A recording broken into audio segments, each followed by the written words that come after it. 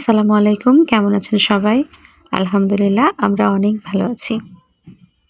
আশা করছি আপনারা সবাইও আল্লাহর অশেষ রহমতে ভালো আছেন। আমরা কিন্তু বেরিয়ে পড়েছি আমাদের এবারের যাত্রা রাঙামাটি বান্দরবানের উদ্দেশ্যে। আমাদের এবারের সফর সঙ্গী ছিল শ্যামলী এনার। বাস কাউন্টারে এসে যে যার সিটে বসে আমরা অপেক্ষা করতে লাগলাম কখন বাস যাত্রা শুরু করবে। দেখতে, দেখতে ঠিক 12:30টার দিকে বাস যাত্রা শুরু করলো এবং এই যে এখন বাজে প্রায় ৩টা আমি কিন্তু এখনো ঘুমাতে পারিনি, জেগে আছি। কারণ প্রচণ্ড জ্যাম। বাস চললে বেশ ভালোই লাগে, ঘুম চলে আসে।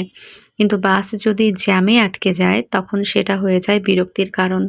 এত রাত অথচ ঘুমোতে পারছি না। জানালা দিয়ে বাইরে তাকিয়ে দেখলাম এই ভিড়ের ভেতরে একজন হকার পপকর্ন বিক্রি করছে।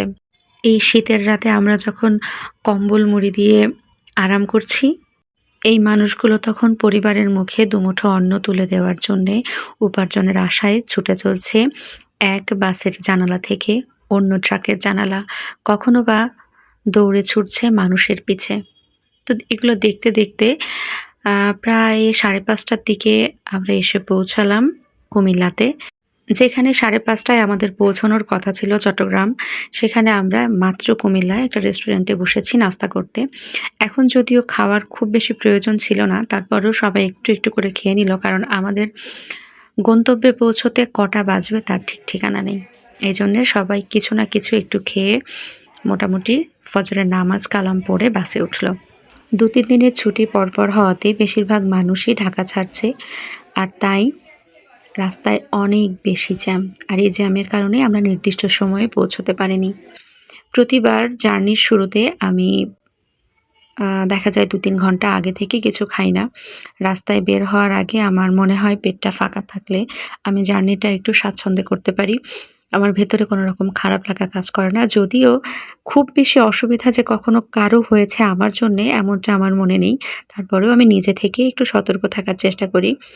তো এই যে খাবারটা খেলাম, এই খাবারটা আমার খাওয়া উচিত ছিল অন্তত ২টা-২:৩০টার দিকে, যেটা তখন সম্ভব হয়নি।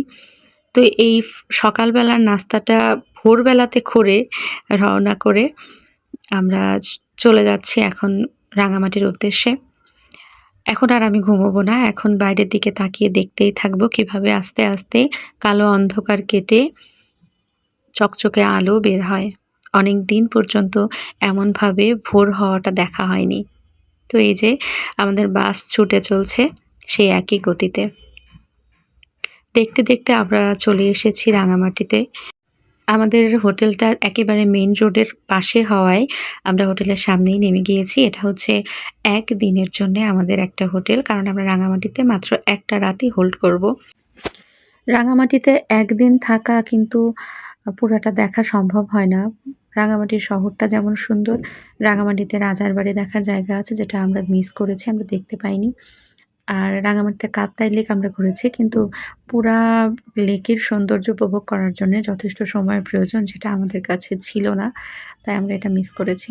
এজন্য আপনারা যদি রাঙামাটি কেউ আসেন তাহলে অবশ্যই ২ দিনের সময় নিয়ে আসতে ভুলবেন না। আমরা হোটেলে এসে পৌঁছেছি ৯:৩০ থেকে ১০টার ভেতরে, যখন চেক ইন টাইম না।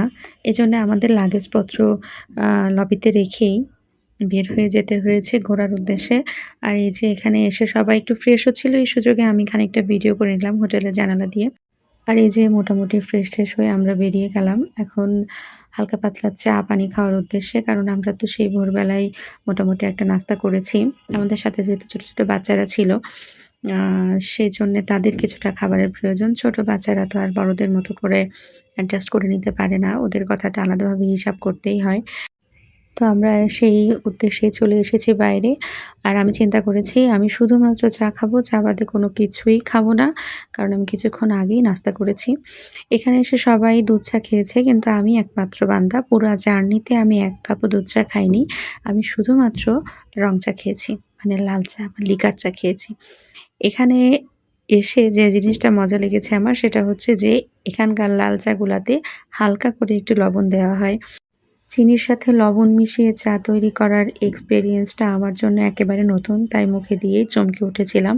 তো চা খাওয়ার শেষ করে আমরা এবার যাত্রা শুরু করলাম। মানে আমরা হেঁটে, হেঁটেই যাচ্ছি কাপ্তাই হ্রদের দিকে।